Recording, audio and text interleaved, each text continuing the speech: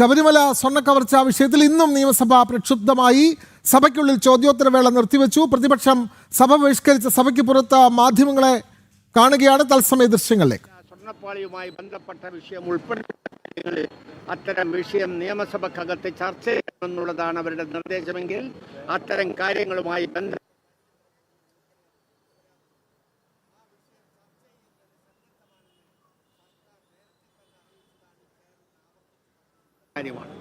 ആ വിഷയം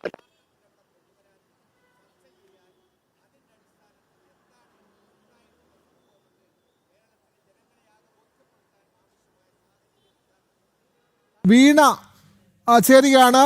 നിയമസഭാ കവാടത്തിൽ നിന്നും വീണ ചേരുന്നു. വീണ, സഭയിൽ ഇന്നും ശബരിമല സ്വർണ്ണക്കവർച്ച വിഷയം വലിയ ചർച്ചാ വിഷയമായി. പ്രതിപക്ഷം വലിയ ബഹളമുയർത്തി. ഇതേ തുടർന്ന് ചോദ്യോത്തരവേള നിർത്തിവെച്ചു. അവർ സഭ ബഹിഷ്കരിച്ചു. ഇപ്പോൾ ഭരണപക്ഷത്തെ MLA-മാർ മാധ്യമങ്ങളോട് സംസാരിക്കുന്നു. കൂടുതൽ വിവരങ്ങൾ.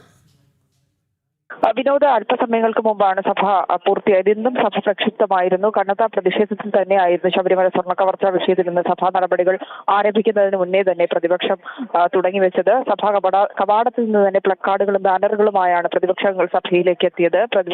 പ്രതിപക്ഷത്തിന്റെ പ്രതിഷേധം ശക്തമായതോടെ ചോദ്യോത്തരവേള റദ്ദാക്കി സഭാ നടപടികൾ വേഗത്തിലാക്കി സഭ ഇന്നത്തേക്ക് പിരിയുകയായിരുന്നു. ഇനി ചേരുക 23-നായിരിക്കും. ഇപ്പോൾ ഭരണപക്ഷത്തുള്ള MLA-മാർ മാധ്യമങ്ങളെ കാണുകയാണ്. ഈ ചന്ദ്രശേഖരൻ MLA പ്രതികരിക്കുകയാണ്. അതായത് ഈ വിഷയവുമായി ബന്ധപ്പെട്ട് ചർച്ചയ്ക്ക് ഭരണപക്ഷം തയ്യാറാണെന്ന് അറിയിച്ചിട്ടും പ്രതിപക്ഷം അതിൽ തയ്യാറായില്ല എന്നുള്ള വിമർശനങ്ങൾ തന്നെയാണ് ഉന്നയിക്കുന്നത്. ഈ ഒരു സഭാ സമ്മേളന കാലത്ത് അതായത് സഭയുടെ മര്യാദയ്ക്ക് യോജിക്കാത്ത തരത്തിലുള്ള പ്രവർത്തനങ്ങളാണ് പ്രതിപക്ഷത്തിന്റെ ഭാഗത്തു നിന്നുണ്ടായിരിക്കുന്നത്.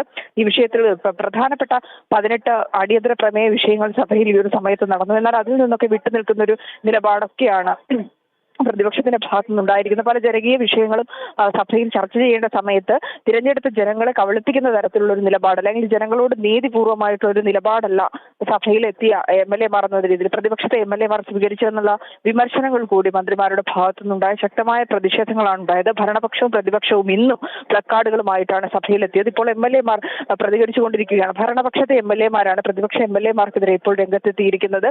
ഈ സഭയിൽ ഈ ഏറ്റവും എടുത്തു പറയേണ്ടത് ഈ ജനുവരി 20-ന് ആരംഭിച്ച സഭയാണ് ഇപ്പോൾ താൽക്കാലികമായി ഇന്ന് പിരിഞ്ഞിരിക്കുന്നത്. ഈ പിരിയുന്ന സാഹചര്യത്തിൽ ഇതുമായി ബന്ധപ്പെട്ട് ബഡ്ജറ്റ് മാത്രമാണ് അവതരിപ്പിച്ചിരിക്കുന്നത്. ബഡ്ജറ്റിൽ പോലും കാര്യമായിട്ടുള്ള ഒരു ചർച്ച നടന്നിട്ടില്ല. ഇന്നിപ്പോൾ ധനവിനിയോഗ ബില്ല് സഭയിൽ പ്രമേയം അവതരിപ്പിക്കും, അത് പാസ്സാക്കുകയും ചെയ്തു. ഏകപക്ഷീയമായാണ് ഭരണപക്ഷം ആ ഒരു ബില്ലിനെ ഇപ്പോൾ പാസ്സാക്കിയിരിക്കുന്നത്. നമ്മൾ എടുത്തു പറയുകയാണെങ്കിൽ ഇത്രയും ദിവസം നടന്ന ഈ അവസാന സഭയുടെ ഈ ഒരു കാലയളവിൽ പോലും കൃത്യമായിട്ടുള്ള ഒരു ജനകീയ പദ്ധതികൾ അല്ലെങ്കിൽ ജനക്ഷേമ പദ്ധതികൾ ഒന്നും തന്നെ, ഒരു ബില്ല് പോലും ഇതുവരെ പാസ്സായിട്ടില്ല എന്നുള്ളതാണ്. അതുമായി ബന്ധപ്പെട്ടുള്ള കാര്യമായ ചർച്ചകളൊന്നും തന്നെ ഉണ്ടായിട്ടില്ല. ശബരിമല സ്വർണ്ണക്കവർച്ച വിഷയത്തിൽ ഇതൊരു രാഷ്ട്രീയ നാടകമാക്കിയ കാഴ്ചയാണ് നമ്മൾ ഇന്ന് വരെ സഭയിൽ കണ്ടത്. വിനോദ്, തീർച്ചയായും സഭയ്ക്കുള്ള രാഷ്ട്രീയ നാടകങ്ങളാണ് കണ്ടത്.